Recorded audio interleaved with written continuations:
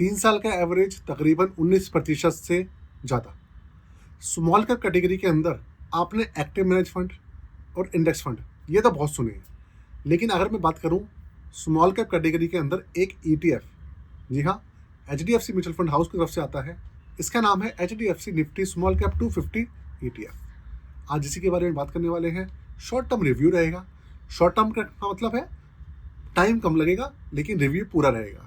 पूरे डेटा की बात करने वाले हैं, हर एक पहलू से इसको जांचेंगे, समझेंगे, परखेंगे। अभी की कंडीशन में परफॉर्मेंस कैसी रही है, क्या ये जो दूसरे फंड्स हैं उनके बराबर रिटर्न्स निकाल के दे रहा है या उनसे बुरा चल रहा है, उनसे अच्छा चल रहा है, हर पहलू से बात करेंगे। साथ में वीडियो को लाइक जरूर कर दीजिएगा और चैनल को सब्सक्राइब करके जाइएगा, आप लोग सब्सक्राइब नहीं करते हैं। कंप्यूटर स्क्रीन आपके सामने चालू हो चुकी है। ETF का नाम HDFC Nifty small cap 250 ETF। ये एक एक्सचेंज ट्रेडेड फंड है। ये किसी भी तरीके का इंडेक्स फंड या एक्टिव मैनेज फंड नहीं है। इसका कॉन्सेप्ट अलग है, उनका कॉन्सेप्ट अलग है। सबसे पहली बात, रैंकिंग इसको बिल्कुल भी नहीं मिली है। रिस्क मीटर इसका वेरी हाई है क्योंकि ये पूरा का पूरा एक तो स्मॉल कैप है, ऊपर से ये इक्विटी है। 3 साल का एवरेज तकरीबन 19% के आसपास है, जो कि काफ़ी अच्छा है अभी के समय में। अगर आप एक्टिव मैनेज फंड उठा के देखेंगे ना, बहुत सारे उनका एवरेज 13%, 12% के आसपास आ रहा है। बहुत सारे फंड्स हैं ऐसे, इसका तो फिर भी बहुत अच्छा है। NAV आप देखिए, 148 रुपये 53 पैसे इसका NAV चल रहा है अभी के समय में। काफ़ी अच्छा इसका NAV। रिटर्न्स के ऊपर एक नज़र डालते हैं अच्छे से, वहीं पर आपको बहुत सारी जानकारी मिलती है रिटर्न्स वाले सेक्शन के अंदर। ये देखिए, 3-4 साल पुराना फंड है, ज़्यादा पुराना बहुत फंड नहीं है ये। तो 3 साल के डेटा के हिसाब से 18.73% ये रिटर्न्स निकाल के दे रहा है, और 1 साल के डेटा के हिसाब से ये 0.14% नेगेटिव है। आप समझ लीजिए बिल्कुल ना के बराबर नेगेटिव है। और अगर बेंचमार्क की बात करेंगे तो 0.94% बेंचमार्क नेगेटिव है। तो देखा जाए तो बेंचमार्क से ये कम ही नेगेटिव किया है। लेकिन एक्चुअल में ये घूम फिर के है तो एक तरीके से ये जो इंडेक्स फंड है उसी की तरह काम करता है ना ये। आप मान लीजिए जितना इंडेक्स है वो गिरेगा उतना ही ये गिरेगा। हल्का फुल्का सा फर्क रहता है यार, चार्जेस की वजह से, ट्रैकिंग एरर की वजह से, उसी का फर्क रहता है। इसके अलावा कोई फर्क नहीं आता। और जितना इंडेक्स रिटर्न देगा उतना ही ये रिटर्न देगा। 6 महीने में आप देख लीजिए 15.72% गिरा है, और बेंचमार्क भी उतना ही गिरा है। 3 महीने में 10%, 1 महीने में 0.8%, और एक दिन में करीबन 0.3% एक दिन की गिरावट आई है। मार्केट ही नहीं चल रही ना, इसकी भी क्या गलती है। ये आपने देख लिया 3 साल के डेटा के हिसाब से ये 7वें नंबर के ऊपर जो है इसकी पोजीशन है। और आपको बताऊं मैं, अगर आप मार्केट के अंदर ढूंढेंगे ना स्मॉल कैप कैटेगरी का ETF, तो आपको मिलेगा नहीं। 1 या 2 ETF ही है मार्केट के अंदर, और अभी रिसेंटली एक NFO आया था, तो शायद 3 ETF हो जाएंगे टोटल मिला के। लेकिन अच्छे म्यूचुअल फंड हाउस की बात करूँ तो यही है, SBI वगैरह का नहीं है। आगे चलते हैं। पोर्टफोलियो की बात करूँगा तो देखिए पोर्टफोलियो सिंपल सा है, बिल्कुल सिंपल। क्यों है? सारी की सारी एलोकेशन इक्विटी के अंदर है, और सारी इसके अंदर जितने भी स्टॉक्स हैं वो 250 हैं।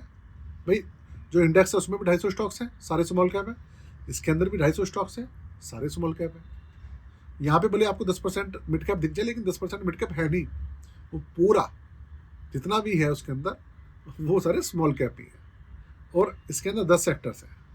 फंड मैनेजर का कोई रोल नहीं है इसके अंदर, डायरेक्ट रोल नहीं है, इनडायरेक्ट रोल है कि जो भी इंडेक्स के अंदर स्टॉक्स हैं जिस पोर्शन में है उस पोर्शन में इसके अंदर रिप्लिका करना है। ये काम है फंड मैनेजर का। अच्छा, एक चीज़ आपको बताऊं, पोर्टफोलियो सर्विसेज के बारे में आपको बता देता हूँ। बहुत सारे लोग नहीं जानते हैं, जो लोग नए आते हैं चैनल पे, आप अपना पोर्टफोलियो हमसे बनवा सकते हैं, आप रिव्यू करा सकते हैं, आप अपना पोर्टफोलियो रीबैलेंस करा सकते हैं। अभी के समय में NAV वगैरह काफ़ी कम हो रहा है बहुत सारे फंड्स का। बहुत सारे फंड्स का क्या, सबका NAV कम है, मार्केट के अंदर क्रैश चल रहा है, तो ऐसे में बहुत फ़ायदा रहता है इन सब चीज़ों में। आगे चलते हैं।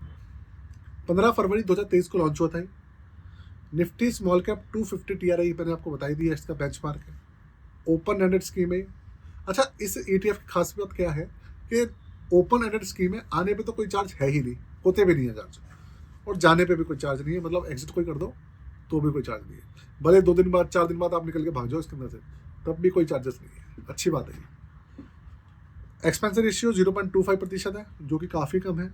1712 करोड़ का इसके अंदर AUM है। 17% का एवरेज है जब से लॉन्च हुआ है तब से अभी तक। ₹500 से मिनिमम इन्वेस्टमेंट इसके अंदर चालू हो जाती है, कोई लॉक इन पीरियड नहीं है। तो ये है इस पूरे के पूरे ETF का सार। आप अगर आप कहें कि भाई एक्टिव मैनेज फंड से या इंडेक्स फंड से कैसे अलग है, तो एक्टिव मैनेज फंड तो बिल्कुल अलग हो गया, क्योंकि वो तो फंड मैनेजर मैनेज करता है। अगर आप एक इंडेक्स फंड में और इस ETF में कंपेयर करें, बताएं, तो देखिए दोनों के अंदर सिर्फ इतना ही फर्क है कि इंडेक्स फंड एक म्यूचुअल फंड की स्कीम होती है और ये एक एक्सचेंज ट्रेडेड फंड है। रिटर्न्स लगभग बराबर रहते हैं क्योंकि इंडेक्स सेम रहता है।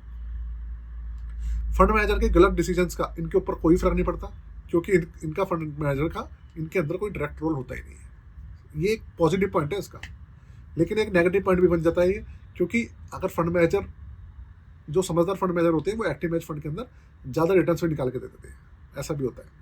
लेकिन बहुत सारे लोग इसको पॉजिटिव भी मानते हैं, बहुत सारे लोग इसको नेगेटिव भी मानते हैं। बाकी चार्जेस वगैरह ज़्यादा नहीं है, एग्जिट लोड नहीं है, ये भी एक पॉजिटिव पॉइंट के तौर पे लिया जाता है। वीडियो लाइक कर दीजिएगा और चैनल को सब्सक्राइब कर दीजिएगा जाते जाते। यही वीडियो को यहीं खत्म करते हैं आज के लिए। जय हिंद।